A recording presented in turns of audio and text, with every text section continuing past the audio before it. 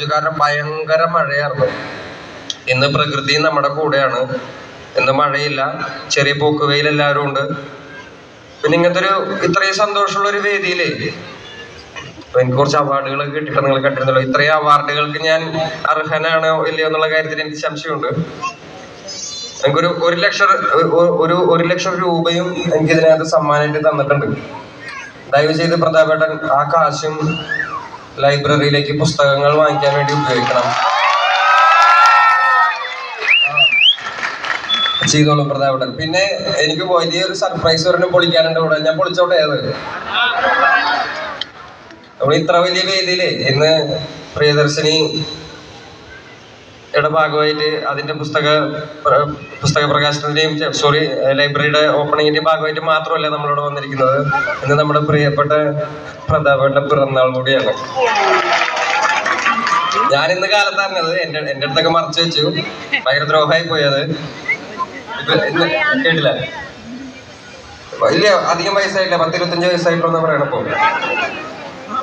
എല്ലാവർക്കും അറിയാം പ്രതാപേട്ടൻ. ഞാനും ഒരുപാട് വർഷങ്ങൾക്ക് മുന്നേ, പ്രത്യേകിച്ച് ഈ കടൽ തീരത്തുള്ള എല്ലാ ജനങ്ങൾക്കും എല്ലാ വീടുകളിലും പ്രതാപേട്ടൻ എത്താറുണ്ട്. എല്ലാവർക്കും അറിയുന്ന, കക്ഷി രാഷ്ട്രീയ ഭേദമന്യേ എല്ലാവരും സ്നേഹിക്കുകയും എല്ലാവരെയും മനസ്സിലാക്കുകയും ഒക്കെ ചെയ്യുന്ന സഹോദര്യത്തിന്റെ മൂല്യം അറിയാവുന്ന വലിയ ഒരു വായനക്കാരനായിട്ടാണ് ഞാൻ പ്രതാപേട്ടനെ കണ്ടിട്ടുള്ളത്. അപ്പൊ പ്രതാപേട്ടന് ഒരുപാട് നന്ദിയുണ്ട്.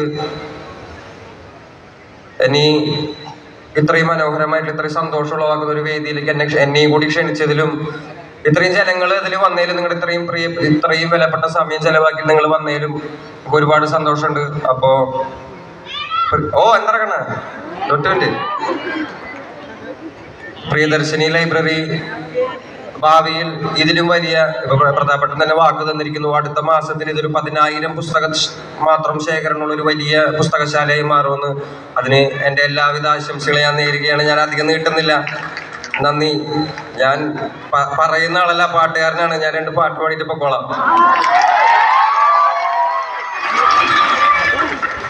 എന്തായാലും കടലിലല്ലേ വന്നിരിക്കുന്നത്. അപ്പോ കടലിനെ നമ്മളതിനേക്കാളൊക്കെ കൂടുതൽ അറിയാവുന്ന ഒരു മനുഷ്യനും കൂടിയാണ് പ്രതാപേട്ടൻ. അറിയാലോ നമുക്ക് എല്ലാവർക്കും. അപ്പൊ ഞാൻ കടലിനെ കുറിച്ച് തന്നെ ഒരു പാട്ട് പാടാം. റെഡിയല്ലേ?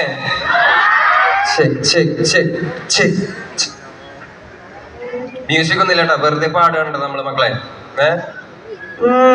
കടലമ്മ കരഞ്ഞല്ലേ പെറ്റത്, കണ്ണീരെല്ലാം അവളല്ലേ കട്ടത്, കരയില്ല കടലല്ലേ കണ്ടത്, കടലിന്റെ മക്കളാ കടലമ്മ കരഞ്ഞല്ലേ പെറ്റത്, കണ്ണീരെല്ലാം അവളല്ലേ കട്ടത്, കരയില്ല കടലല്ലേ കണ്ടത്, കടലിന്റെ മക്കളാ കടലിന്റെ ഉപ്പുകാറ്റിൽ മീന് മണക്കും, നടുക്കടലിൽ കൊണ്ടാൽ കാറ്റുകൊണ്ട് ചോര മണക്കും. നാളെ കര കാണുമോ അതോ ഇരയാകുമോ, കടലിൽ വെള്ളത്തിൽ വരച്ചൊരു വരയാകുമോ, അന്നം തന്നെ ഉന്നം ബലവാൻ എവനോ അവൻ തന്നെ മന്നൻ ഇനി നായകനോ, ഉള്ളം കല്ലാക്കി വെള്ളത്തിൽ നാവികനോ, കട്ടുമരക്കാരനോ പെരുങ്കടൽക്കാരനോ.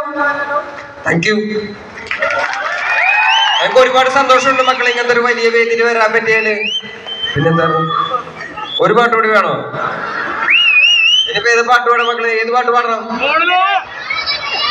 തലപ്പാവിന്റെ പാട്ടോ? അതാ ഈണമില്ലാതെ പാടാൻ പറ്റില്ല. ഞാൻ ആ വരി മാത്രം പറഞ്ഞു കളയാം. നിങ്ങൾക്ക് എല്ലാവർക്കും അറിയാലോ, ഉത്തമരെല്ലാരും കല്ലെറിഞ്ഞ്